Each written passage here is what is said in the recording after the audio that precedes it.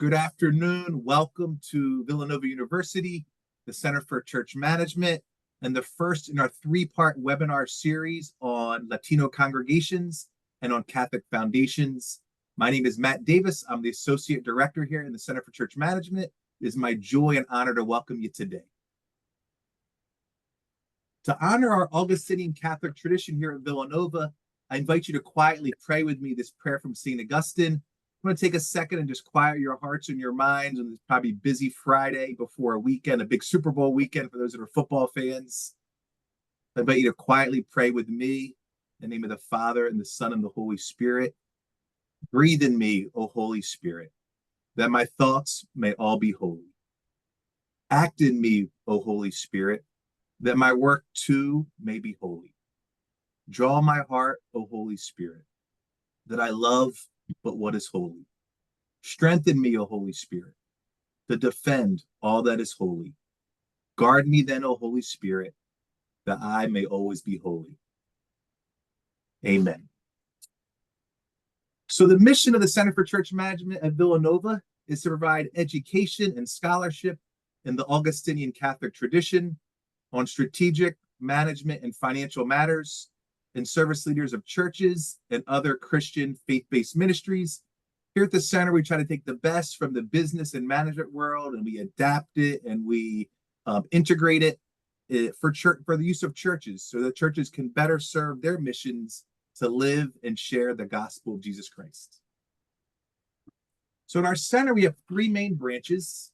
Our first main branch is our Master's of Science in Church Management program, which is a 30-credit degree from the Villanova School of Business. It's a 2-year online program with both live and asynchronous learning. There's lots of scholarship opportunities for this program. I'm a 2021 grad and just love the program. Couldn't say enough good things about it. We've also got 3 non-credit certificate programs. We have a church management online program. This is basically taking our master's degree and taking an entire semester on, say, strategic planning or HR for churches, and boiling that down into 1 hour and a half lecture. This is 12 hour-and-a-half lectures done over 9 months. It's a great option for those who don't have the time for a master's degree. We also have church management for men in formation. This is for men in their last 2 years of seminary formation, or if they've been ordained a priest for less than 5 years. It's 1 week on Villanova's campus, intensive, boiled down church management for people that are priests and going to be future pastors. We also have a Catholic School Management Certificate program. This is online. This is for Catholic school administrators, principals, assistant principals, rising leaders. This is the business management leadership side of Catholic schools. It's 12 asynchronous models over 12 months. Our last branch is research and scholarship. Some of our scholarship is done by the Center for Church Management and other Villanova faculty. Then some of it is we sponsor academics from other institutions, and Eduardo today is an example of that for us. I now want to give you our agenda for today. So in 1 second, we'll introduce Eduardo, our presenter. He'll do his presentation.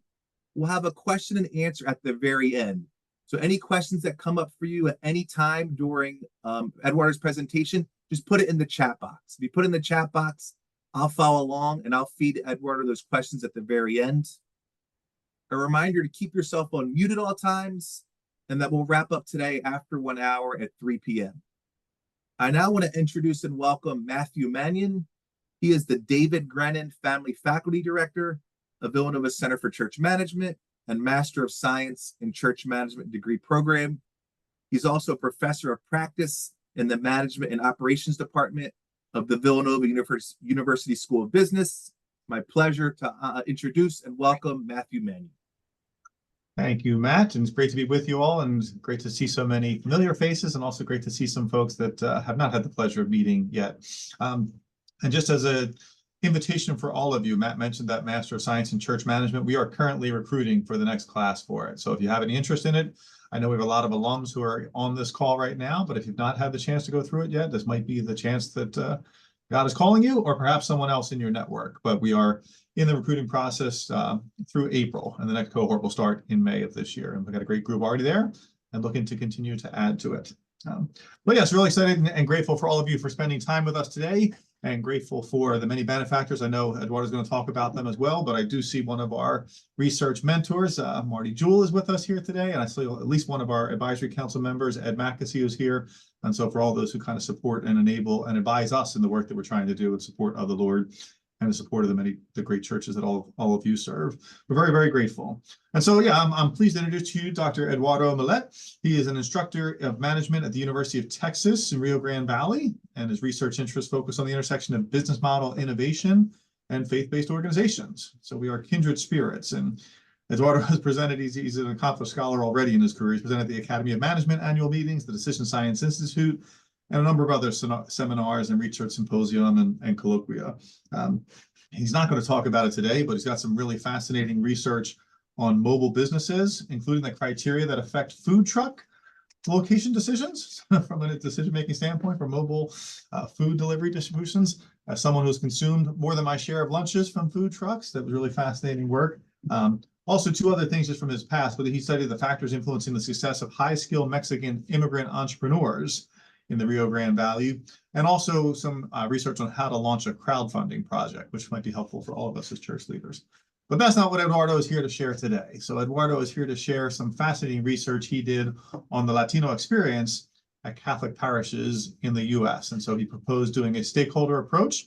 And so Matt, maybe you can stop sharing your screen and get Eduardo permission to take over for us and do the driving. But yeah, with that, it's my pleasure to introduce a wonderful researcher and a great management professor, and perhaps most importantly, a man of great faith. And so we won't get into his faith journey probably today, but it's an amazing story as well. But Dr. Eduardo Millet, thanks so much for joining us, and you can take it away. Okay, let's do some testing. Can you hear me? Can you hear me? We can hear you well. Yes. And you can see my PowerPoint. Yes. Okay. So well, thanks for the opportunity. I love to speak about. Well, there's an audio. There's a feedback. Can you hear it or not? You can hear me well? Okay. So I will talk a little bit about the Latino experiences, but before I start, I would like to acknowledge, obviously, the opportunity of doing the research was actually incredible. Professionally and really personally, I will never imagine serving God with my research. So it was all the skills that we have actually been acquiring, and then being able to serve God with trying to understand better how we can serve the community. So it was incredible. It had to do a lot with the Lilly Endowment, also the Center for Church Management, and also my mentors Sharon and Marty. Marty is here. I saw her. I don't know if Sharon is here, but anyway, I'm very thankful. I learned a lot. And I am sure there's more beautiful things going to happen in the near future. So let me just start a little bit about the motivation, and let's actually try to see. My expertise is in innovation, so I always see challenges as opportunities. I'm always looking for positive things that are happening. So we see all these motivations, but I think I see a great opportunity for, in this case, well, I think for a lot of faith-based organizations. And for Catholics, I think that Catholic parishes, they have a great opportunity. But let's see what we have. We see the Catholicism at decline, but it's a large faith. This is actually 2023. But then we see this opportunity. Hispanic growth is strong, but also it's a challenge. It's a challenger. And then Latinos, and this is where I think this is this great opportunity to start learning more about how we can do a better work or better job of serving the Latino population, and also the Catholic Latino population. But maybe it's the future. This is in CNN. This is 2009. So right now, it's I couldn't find anything newer, but we see this trend, and I think most of us are aware. Then we also see that something that is interesting is the age distribution. And we are losing newer generations, not only I think in the Catholic faith, but in other types of faith. We're losing that. So that's an opportunity, something that we could actually try to understand why we're losing the interest or the engagement or the affiliation to different faiths. And also the distribution, the foreign-born and U.S.-born, and that's actually something that's going to be critical. We have actually a lot of people that are the migration aspect is important. I think it's a very important thing that whenever we are talking about Latinos, foreign-born and U.S.-born is a big difference. So we need to consider what is happening with all these populations that are arriving, because that creates a great opportunity, something that we should be at least trying to invite them or welcome them. And I always actually show this example of how Latinos are very different. Just how do we go to mass? And I always actually, I don't remember really the name, but this is actually a Catholic church in New York, and you can see, for example, they have all these readings, all the things that we're going to be singing. Singing is a good example of how these churches behave very differently. The Latinos, or we'll see it in a minute, but you see how important even some items are. Or artifacts, we use them in a very different way. You can see that this is important for the faith. You can actually see that there's not many people in this church. But if we go to this is very close. This is like 20 minutes from the previous church. We can see the same item or artifact, and it's not being used. We Latinos, we don't understand this. Why do we? These numbers. We don't have the same tradition. But you can also see that there's a lot of people in that specific mass. So you see that there's a lot of things in the artifacts of the church that even though maybe for one population it has a specific meaning, for other populations have different types of meanings. So let's actually continue now. These are some of the motivations that all of these things actually have been in my mind before I developed this study, that we need to start paying attention, and we need to start actually trying to understand what is their perspective of all these different Latinos, or what do they really, how we can help them better integrate to our community or our church. So the purpose of the study was really to understand how Catholic parishes in the United States can increase the value creation, basically the value, how we can create better services, we can actually enrich the experience of these Latino communities or Latino stakeholders. And we had a lot of different questions, but really following a little bit the stakeholder analysis, and this is just so I can actually create a better framework of what to study.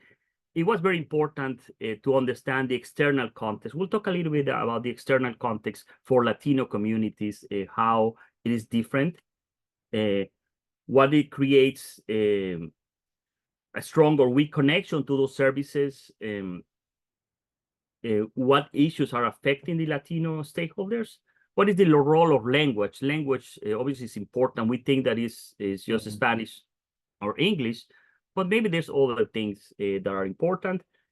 And just try to learn also what strategies have been actually being successful, or what can we learn from those strategies. So these were my questions, and what I did is I basically developed a semi-structured an instrument with some questions. I also selected different dioceses, different areas of the United States with a variation of maybe some were more rural, more urban, more sophisticated or not, with different types of also with different types of parishioners. I also talked to the pastor of the pastor of the organization, or even some deacons also. At the end, I interviewed 7 pastors, 1 deacon, and 12 parishioners of 7 different locations in the United States. One was actually New York. The other area that I focused, very different experience, the Missouri. And the last one is Texas, actually where I am right now located. Just to try to increase the diversity of opinions. And at the end, these are the participants. We have the variety. And what is interesting, actually, this is something at the beginning of the study didn't actually start doing, but later I start actually including. It's also looking at least the landing page of all these churches. In some cases, we had actually some church, you can actually see it here. There were some that were in English. There were also some that were bilingual landing pages. Some of the pages, actually, they were using like Google Translate. They were actually, in other cases, they had even parallel websites, one in Spanish, one in English. But it was actually something actually that later could be an interesting thing to study, just the actual web pages of these different parishes. What strategy are they following? Because very different strategies. But there were some different contexts. These are actually the first sample, the pastors. And you can see there were some in rural areas, suburban areas. So we have a good variation. Also, there were some that were they had limited dominance of Spanish. There were also that were fluent. Again, this variation was very, very important. And also, I tried to capture the ratio of Spanish to English masses. Like during a week, how many Spanish-speaking masses they had in that parish. So that's what we can actually see in this ratio. And then these were the parishioners, people that most of them were volunteers. And you can see all of them, except one, was actually a native speaker of Spanish. But also, there was some that were confident speaking English. There were also that felt comfortable. They had limited capacities in English. But we have also, what is important is that we have some variation of those participants also. So we are at the end, there were some actually patterns that emerged from the data after actually doing all this qualitative study with all these interviews. There were some 5 main topics that I think that emerged from the study. So let's start. So I would like to maybe also stop for like maybe 1 minute. Just if you can actually let's try to, when we read this is quote from a specific in this case, when it's a leader, is the pastor that is actually saying it is direct. When I say direct, that means that it's actually there's no translation. So this is direct, that is no translation. Let's try to read them, but try to think about what do they feel. The feeling is important. So I came up with a pastoral plan. Why I don't put together a different catechesis program for them. So I did, because their parents were not stable people. They actually worked today here and they are there tomorrow. And I will continue with the other one, leader number 3.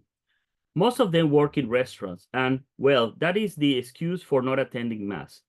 The Mass is not in Spanish. It is a bilingual on Sundays at 3 p.m. And well, most of them cannot because weekends are when they are working. This is another leader, and this is a translation. So there was more of these type of quotes, but really, when we start thinking about the Latino population, it is important to think about the family characteristics. So let's actually, these are some main ideas or main findings. So the Latino family composition is larger. We actually see that they have big families. So that is also we need to include. There's a lot of children in the composition with a lot of children, and most of these families are, maybe if they're actually arriving to America, they don't have families or they don't have relatives that they can help them with the daycare. And also maybe they don't have access to a daycare. So somehow that is actually important when we are defining and we're trying to develop strategies to better serve these populations. We need to think about this family composition. Is something that we need to consider. Also, the conflict with work, I think, is also very important. Most of them, they work in the construction industry, agriculture, fishing, hunting, or leisure. This is actually where do they work? Most of the Latinos. So you have a high percentage of work that is, in a way, it is kind of in conflict maybe with some of the scheduling that we do for a lot of the services at church. So Can we do something about it? Can we be creative about it? Another thing that is important also that emerged into these conversations was also that there's some seasonality. You know, a lot of temporary jobs, they move, they have a lot of mobility. They go from one place to another. And we need to think about the impact that this creates in catechesis. You know, we actually saw a quote, and so how can we do something about it as a faith-based organization? Can we somehow help in that situation? And another thing that actually emerged, and I wasn't really even thinking when I started designing this study, is there's a lot of bicultural marriages. And that actually is a great opportunity. I think it's something that sometimes we don't pay too much attention, but it really got interesting conversations. And also this first, second generation, first, second generation divide, I will call it. You see that it's very different. You know, second generations, they feel, obviously they speak English well, so they don't go through the process. So we really, a lot of the things that we should consider is what can we offer to first generations. So since this is our family characteristics, so now let's think a little bit about language. So let's actually, I will give you a couple of minutes to read these quotes, and then I will actually read those. It sort of cuts my inspiration to meditate when there are both languages. Perhaps I'm meditating on what the priest is saying in Spanish, and then he cuts off and starts saying it in English. This is actually a translation from a parishioner number 1. And another quote. So they don't speak English.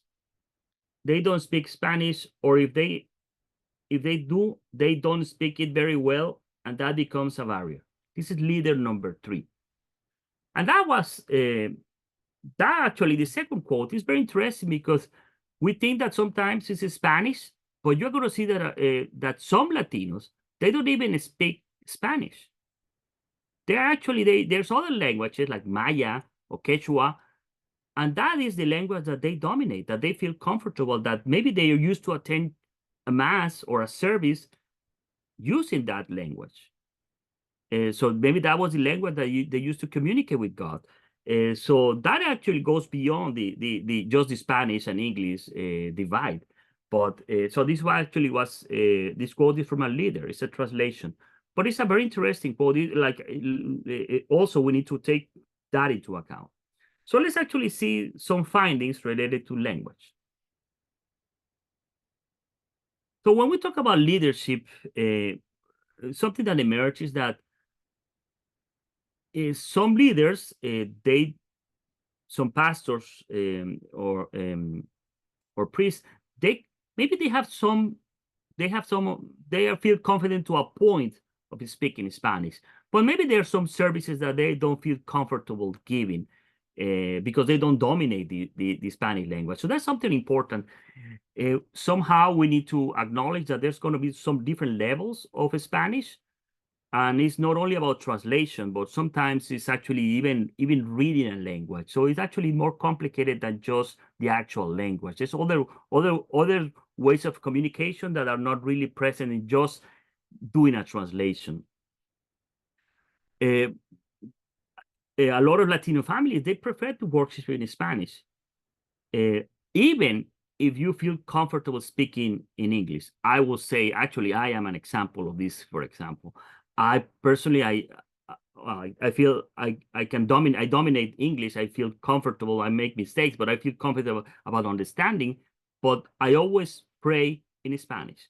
And really, I have tried every time I go to Villanova, we try in English, and it doesn't feel the same. It doesn't feel, why? I don't know. I really don't know. And that's one question, is a future for me, future research. Why? The communication with God is different. The prayers is different. It's a different feeling.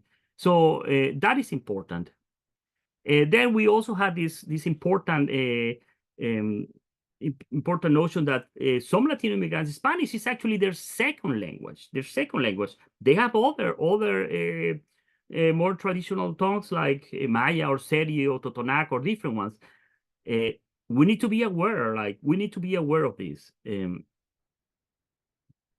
you have these families that actually they could be actually, maybe you have someone that speaks Spanish, someone that speaks English, but maybe the spouse only speaks English, and that creates also some kind of friction. Which mass do we go? Which service do we attend? The one in English, the one in Spanish. So that creates actually some friction also. And the last part of the language is we need to think of Latinos are, I always use the word communities in plural, because it's not well, obviously, I don't want to be controversial, but Latino community is only one. But we have actually, if you think about Latinos, we are very different, and if you think about God and how do they actually worship, very different experience from like Mexicans to maybe Latinos from Honduras. We actually, our Virgen de Guadalupe is very different than other, but there's actually there's other virgins in all, in different places in Latin America.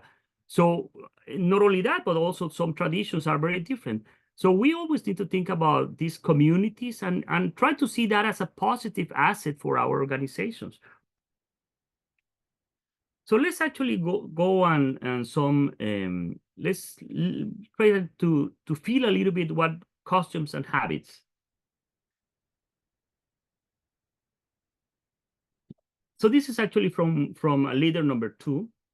Our welcoming committee waits at the entrance for mass to guide the newcomers.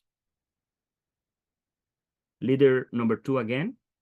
There is one meeting a year before the start of the year. The entire calendar is made with festivities that are festivities, and every time a festivity is played, all the other groups support that country to celebrate the activity. They are a total union.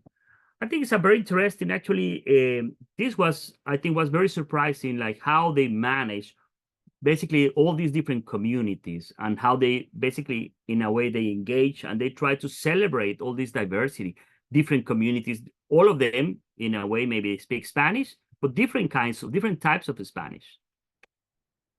So some of the findings, one of the things that is important is all these Latino communities, most of them are going to be Catholics. So when they arrive, they have some expectations of the services of a Catholic church. I'm sure many of you have heard of like what is called a quinceañera. Like, well, I think in America they call it sweet 16. But for a Mexican, you need to have a mass. That is important.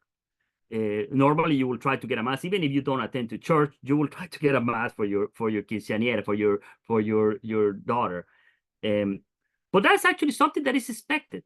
I don't know if it's right or wrong, but it's expected. So we need to start trying to maybe understand what are the expectations of these communities. What do they think of church before they arrive to America? And I think that is actually very, very, very important. I think this idea of welcoming committees, I think is very, very important. Basically, it's something that emerged on these conversations. There was actually a couple of churches that they have like this formal welcoming committee, and was very, very, actually, I think adds a lot of value to the dynamics of the church, of the congregation. Another thing that was very interesting from these conversations is the role of music and singing. I think this is for future research, but it's very interesting, very different experience. And with some conversations, then I start understanding like how the music is used in every service is different. For Latinos, we like to listen to the music, and in the Anglo environment, it seems like we like to sing the music. We like to sing.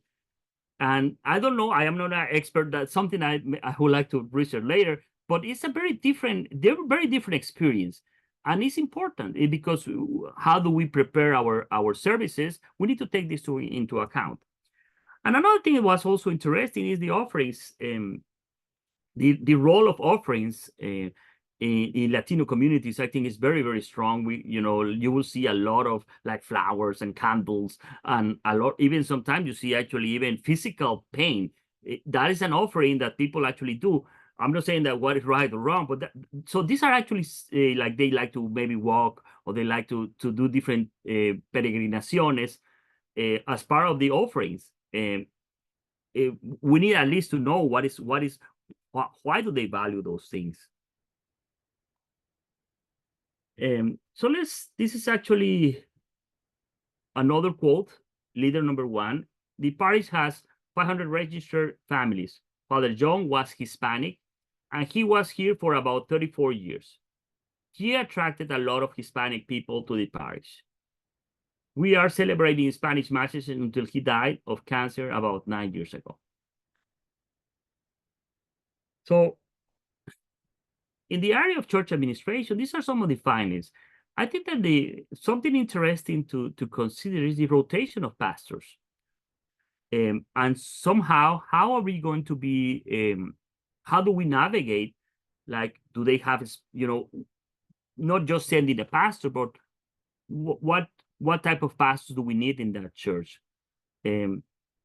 Because some of the, actually, there was some people told me, some leaders told me that there's a switch, like you have a pastor that spoke Spanish really well, and then you have the next pastor, the next priest doesn't. And basically you lose all this community that is already actually attending mass, and then you lose all this community. Basically you're leaving them with no guidance. So that actually actually happened in a couple of interviews. Actually was mentioning that. Another thing that actually is important was in a couple of those interviews, there's little involvement of Latinos in those steering committees of churches. Like, how do we get that involvement? And again, when we are actually talking about this little involvement, I think it's important to think about all the other factors that we have been discussing on, like, at what time are we having those meetings? What day are we having those meetings? Because most of the Latinos are going to be working in different times, and can we accommodate them? Also, the church media. That's when I began actually doing some studies on the landing pages of churches. Most of them, they have a lot of information in English. There's some translation. The translation is actually not exactly the same. Using Google Translate is really not a solution. Actually, maybe creates more confusion. But anyway, that's something that deserves more research. And there was actually also some comments on this, like idea that it feels like you're running. Actually, there's some pastors like mentioning it feels like you're running 2 churches at the same time. Basically, we are sharing the space, but there's no communication. There's no bridge between those 2 communities. And our last emerged topic is non-religious services. The immigration service provided by the Basilica gave us peace and at an affordable rate. They helped us to be legal here in the location. Now we know that we can be visible and work in a normal job. We have a normal job and feel part of the community. Paration number 6. This is a translation. I think when we talk about non-religious services, also it emerged very interesting ideas, because it's really, sometimes those services are not so much about maybe saving money. Maybe you are saving some money, but at least for Latinos, church or activities that relate to church, they see like a legitimate. There's a lot of legitimacy. They seem as honest. We need to remember that actually a lot of these communities, they have been suffered, they have been scammed constantly. I'm saying in America. I'm not saying that in their nation, like here, because there's a lot of people that take advantage. They have been working in covert jobs. There's a lot of things. So when they actually talk about these cases, or like getting services from the church, it's because they feel that they can trust all these services or all the recommendations from the church. And that is actually very important. There's a lot of misinformation and fear. So that is also that we need to take into account. And also during the conversation, there's actually many different services or non-religious services. And sometimes there's different types of involvement for those services. Sometimes they allow only to do presentations on the facilities. Sometimes they even run the facilities or they run the service. So I'm almost at the end. So let's actually just talk a little bit about some discussion and conclusions. Well, we going back to our stakeholder analysis, the first thing that we need to start thinking about is, what is the external context? And we always need to think we are actually trying to develop some kind of service or for these Latino communities. We also don't forget that sometimes there's some seasonal jobs. There's actually movement, mobility, a lot of mobility. Also, let's think a little bit about the industry and the schedules that they need to follow. And let's think about the family composition. We cannot do a lot about those things, but we need to take into account if we really want to serve these populations or these communities, we should try to accommodate, at least to understand all these different factors. Then language. And language is not only like Spanish and English, but really trying to understand the importance of language and building this connection, the connection. So making sure that if we already have a strong Latino community, who is the next pastor? If we're going to actually do some rotation, try to consider the level of Spanish and English when you're taking that decision, at least to know how important or the impact of actually not taking the right decision. Maybe there's opportunities of actually pairing some Spanish proficient pastors to the service. And another opportunity with language is we can use that as an asset. I think it's a great opportunity. There's a lot of opportunities to create maybe some English, Spanish classes, but really try to start merging or trying to work those two languages together, those two communities. Other things that we could actually help to bring those strong connection or to get a strong connection is create an inventory of resources, like what do we have, who speaks Spanish, who actually have a lot of control in Spanish, who feels comfortable. We also had this conversation of somehow guide these newcomers on what exactly is expected. There's a lot of things that are very different.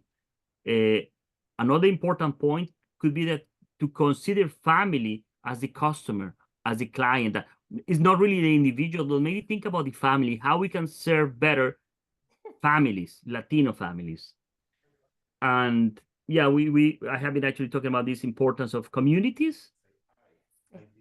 Yeah. And also evaluate the need of language. Sí, si no vamos a crear fricción. Evaluate the need of language for these services. So there's going to be different types of services, and some services, let's say it's very different to sing something than maybe to do a confession. When you do a confession, it needs to be more personal. Maybe there's other questions that are going to emerge. So what proficiency do I need to provide that service? So the evaluation of language proficiency is important. Some limitations, and this is our last one. I cannot generalize because it was just a small sample. Research bias. I am a Latino. There's different contexts. I'm sure it's going to be different. Future directions, there was actually, I mentioned many, but also I think the future direction could be really thinking about the domestic church, the family, like really trying to investigate that. And also the value of bilingual services. It's really not clear to me that bilingual services really have a very positive impact, even though it's a service related to faith. A lot of the conversations, they were like, they didn't feel the connection with the bilingual services. But that's something that I think deserves actually future research. Some of the references, and that's the instrument that I use. And basically, that's my information. But I think that is a good place to stop. I will stop sharing. Or maybe I will stop sharing. You can stop sharing. We can see everyone's who wants to. We can always go back to the slides if we need to, Eduardo. Okay. Thank you. Thank you very much for that fascinating presentation. And, we told Eduardo we have 30 minutes to present, and I think you brought it in almost to the second. Eduardo. So excellent job on managing the time for us as well. I know Matt has a few questions for you, but just one if I could, because I've had the blessing of seeing this presentation a couple of times. Wanted to start off on your last point about the bilingual requiring more research and conversation. And there were two things one thing I remember from at least some of the other comments from, and again, it's limited by the 20 people that you interview, but that's, we can gain knowledge and insight, at least from those. But I think if I recall correctly, you described it as it was almost disruptive attending a bilingual service because people are thinking and praying in one language and then like suddenly stop and have to switch to a different language. And so could you just talk a little bit more about that and what you might see as future research opportunities there? And this is what I'm saying is at least the feeling that I got from these conversations. There's more. I think that it really deserves more study because we think that bilingual is maybe the solution, but at the end, really, there's more noise. You know, in a way, you're trying to create some kind of connection between with the participant and God. Obviously, we have a pastor, but what you're trying to is create that. When you're switching which language, you know, you start actually thinking in one way, thinking the other, and I feel comfortable in both.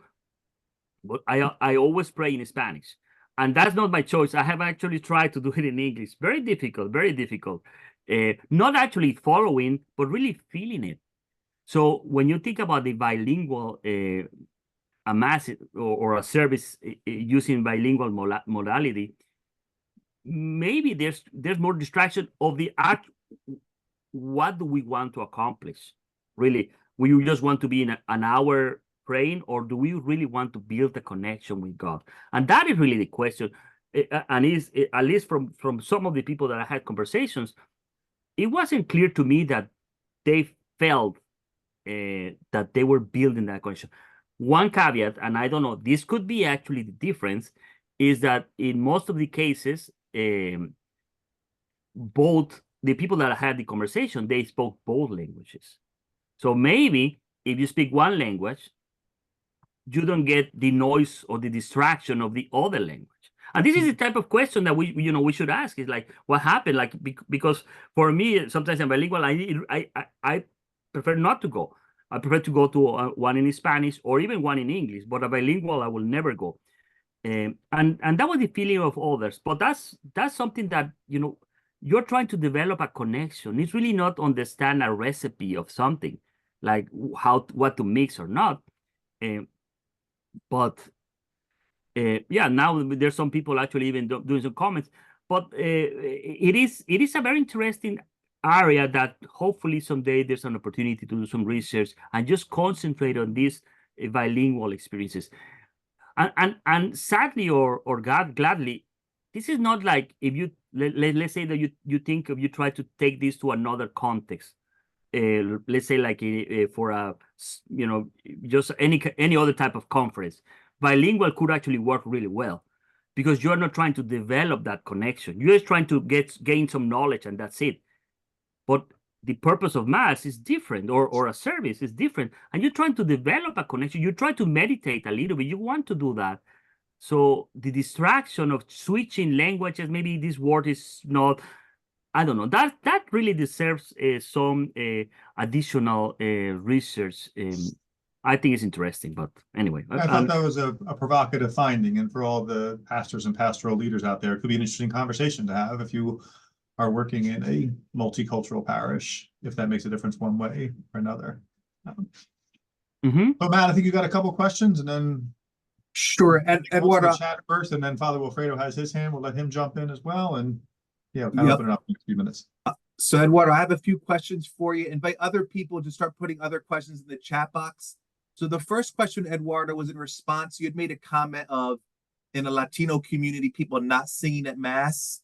And someone else had commented, you know, in their community, Latinos love to participate and sing during mass. I have my own examples of this too. I could share it. But Eduardo, any commentary on that comment back? It could be, and again, this is one of the you know, we need to do more research, but at least from the feeling, that's why we don't. There's some people that like to sing, but maybe it's and that's something that deserves also a little bit more understanding. What is the meaning of, or what is the participation aspect? do everyone sings, or maybe we need to listen to the el coro, the core, chore that is actually playing music. So we need to respect them. So that wasn't really. I think that's something that emerged. Like there was a big difference. That's something that if I could, I also will do some research. What are like all these different aspects of actually the music? I think it's different. Even like here in America, you will see all these books and everyone follows. I don't think that we have that tradition. I'm not saying that we don't like the music or we like to sing. I like to sing, but maybe something a little bit about respect for the actually people that are doing it. I don't know. But I always welcome ideas. I think it's an interesting discussion. And I'll just say real quick, when I lived in Dominican Republic, everyone sang.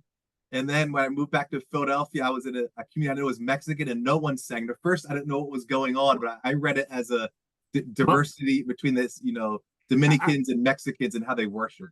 And that is the communities aspect, and that is what we need to learn, like which community I'm talking about. And I'm sure people from Republic Dominica, they're like always, and I think Mexicans were like always joyful, but in a different way. And I thought if someone wanted to make a question, they wanted to have. Yeah. Another one I had in the chat box was someone mentioned about when they see kind of Latinos interacting at a parish of other groups, there's a lot of I versus them talk and not as much we talk. And any thoughts about that comment of I versus them and how we get to we? Any comments or reflections on that? We need to, I think we need to build bridges and understanding. And also try to see those communities as assets. I saw some examples of communities or parishes that are already actually doing a great job. I also think that we should start using technology to actually help us solve some of those problems with translation and integration. We have a lot of systems that actually could help, but just having the two churches or running your parish as two different churches, I think is not sustainable. It's not sustainable. It doesn't make, we somehow we need to do that integration.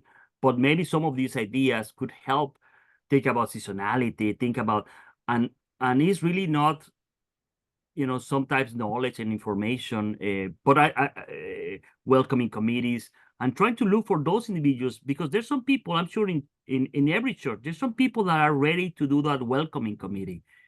How we get them and to be a part, and that's really leaders' job. How do we accommodate them? How do we actually get them? And also think about those demographics. It's important. A lot of these communities, they have a vibrant faith, but maybe they don't have the skills, even in Spanish, for example, the literacy skills to read. They don't feel comfortable. So can we do even something about that literacy in Spanish? I'm not talking about English. I'm talking about in Spanish, because they have never, maybe the reading, well, the Bible is not the most easiest document to read. So they, sometimes those words are very long. So how do we help them? How do we help them? I'm talking in Spanish, not in English. And that, there's a lot of opportunities, but really we need to see it from their perspective. I don't know. I hope that helps. Father Wilfredo, did you have a question? You had raised your hand, or? I did. By the way, I'm Dominican. Okay. So yeah, we like to sing and dance. So Bravo. Eduardo, you would have a field day in our parish right behind me. San Isidro is a largely Hispanic church. It is very immigrant, with 90% Hispanic and 10% English. So everything that you've mentioned this afternoon, I resonate with, because everything is check. We do that, we do this, we have that issue. My big issue right now is the bilingualism. Okay. Just 6 months ago, I no longer have a parochial vicar. I'm here by myself now. And so what it means is I had to cut down the 2 daily masses, one in English at 7 p.m. in the evening and 6 p.m. Spanish. And what I did is I combined them both to make one bilingual mass. And I only have about maybe 8 English speakers. So I'm on the verge now where when I went in to do this one daily mass, I realized that I've lost half my people. my Wow. daily mass attendance, because it's what you had said. And just last week, I asked some of the people, why do you not go into the daily mass? Because I just can't connect with that bilingual stuff. You're absolutely right about that. And so what I'm discerning and praying on right now is if I want to make San Isidro a personal parish, meaning just all Hispanic, so that all my services and everything will just be one language, but I will alienate my 10% community that also Wow. gives a nice 25% of the income of San Isidro comes from that community. So this is what I have to deal with. Father Wilfrido, just one recommendation, and this is actually something that maybe you should ask your English community if they will be willing to sit on an Spanish mass. I have actually seen some cases where actually a lot of Anglos or English speaker, they like actually to sit on Spanish speaking masses. Mhm. I don't know, just an idea. Yeah, because right now as I'm looking into Holy Week, we normally do, Oh, liturgically, we're supposed to only do one Holy Thursday Mass, but our bishop has allowed two because of the community that I have, English and Spanish. But there's a lot of logistical problems with that. yeah. And I'm really discerning just to make one bilingual Mass like all the other churches I've been in, but I have a feeling I'm going to experience this. I'd rather go to another church next door that's just doing it in Spanish. Yeah, and sadly or gladly, if you have competition, if there's another church that has the service only in Spanish, I will go to the one in Spanish. I think because it is, it's not about listening words. It's really about building a connection. There's some meditation, and that's what you want, as a priest. Is like you want to create that ambiance to encourage that meditation. So anyway, but this is future direction, so I don't know exactly what is the right word, but actually you are confirming some of the results of this study. Where are you located, Father Wilfrido? Pompano Beach is not far from Fort Lauderdale, Florida. Oh, okay. Yeah. Okay. Mhm. Eduardo, another question is on doing ministry to different generations versus first generation, second generation. One person wrote about, some of the teenagers, they may not be comfortable in Spanish.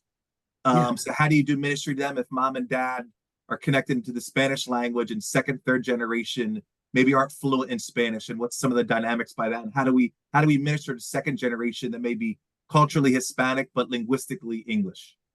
I think that is a challenge that also deserves future research, and that is actually more important. This language divide. When you see like second generations, they will sometimes they even attend services in other languages in English because they feel comfortable speaking in English. They have everything in English, but then in the family traditions, you have everything in Spanish. So we start forming a divide, and that's something that maybe deserves actually is how we can actually create some environments and where you have both actually the second generations that maybe they can navigate both languages, they feel comfortable in both languages, and they can build a connection in both languages. It is difficult, and I from the conversation sometimes they go to church and the second generations they go to the one in English, the newcomers they go in Spanish, and you have actually even the same some of those problems happening in the home church, like how do we pray? So that is a thing that somehow we need to increase our understanding. And we need new strategies for sure. We need to new strategies, but it's only for the first generation, because later everyone is going to be second or third or whatever generation. But how do we really help our newcomers and to navigate the process? Two more questions. Someone made a comment, maybe you could reflect on. Limitation to drive legally with a driver's license is a great limitation to attend mass. Our Protestant brothers and sisters offer always transportation, but we as Catholics don't do that. Any comments or reflection on that? Well, yeah, it is actually something that those services, I don't know if we need to provide a service, but at least we need to be aware of all these kind of like need because of sometimes the immigration status, or even not even the immigration status, but sometimes the misinformation or the fear that they have. They have been, they have been scammed. They have been, a lot of these Latinos, you can feel it. So church is important. Pastors are important.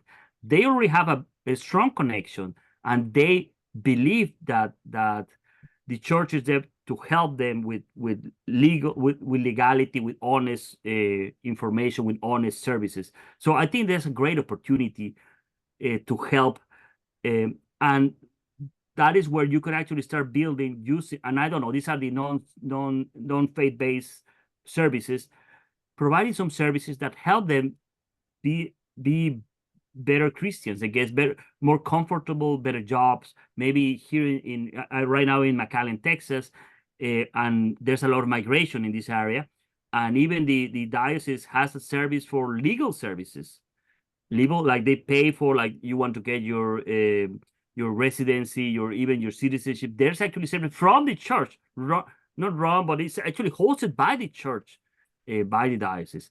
So a lot of opportunities, but that's something that maybe your steering committee, if you have a steering committee where you have some voices of Latinos, what type of services could be interesting for first generations, and try to develop at least or nurture them in your church. At the end, it's going to be better for the church at the end, I think. Well, thank you, Eduardo. We're going to start to wrap things up. First, thank you so much to all that attended today for your questions, for your interest in the topic. A special thanks to Eduardo Millet for sharing his presentation with us. The recording of this presentation will be on our website if you want to view it. I'll also email out to you as well if you want to share it with others. I want to make a plug again for our Masters of Science in Church Management program, which was mentioned earlier. We're taking applications now for the program. It starts in May of 2024. In the email I send you to follow up this, I'll have a flyer for that as well for you or anyone that may be interested. A reminder to welcome you back next week, same time, Friday, 2 p.m. for our second webinar in this series. Christina Lizardi-Habsby will be giving a presentation on finances in U.S. Latino congregations, trends from the faith communities today, and exploring the pandemic impact on congregation surveys. I'm going to stop our recording now.